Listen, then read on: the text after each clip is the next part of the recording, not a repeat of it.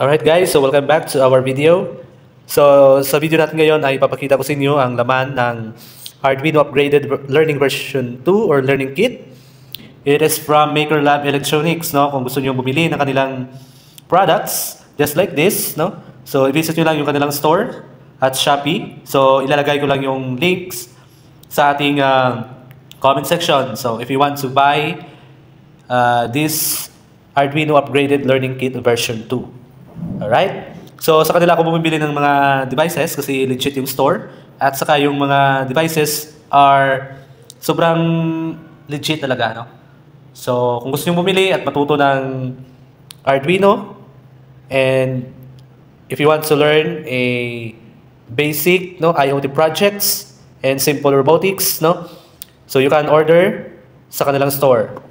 So, inside of this package of this learning kit, meron siyang kasamang breadboard, LEDs, and meron siyang buzzer, at meron din siyang flame sensor, capacitor, resistors, no? And meron din siyang 4-digit 7-segment LED display. And of course, meron din siyang laman na matrix tube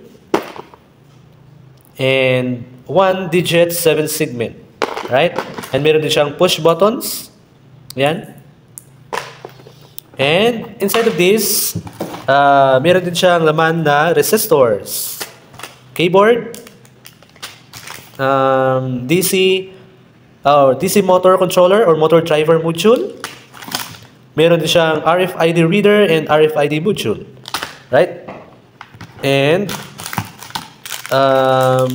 DS1302 excuse me, RTC, remote control, a joystick, the servo motor, and of course the most important is the Arduino Uno. So this is the mini computer, programmable microcontroller, right?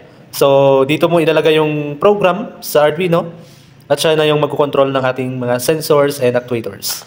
And may kasama din siyang relay, ultrasonic sensor, the DHT11 temperature and humidity sensor. Alright? And LEDs. And of course, we have stepper motor.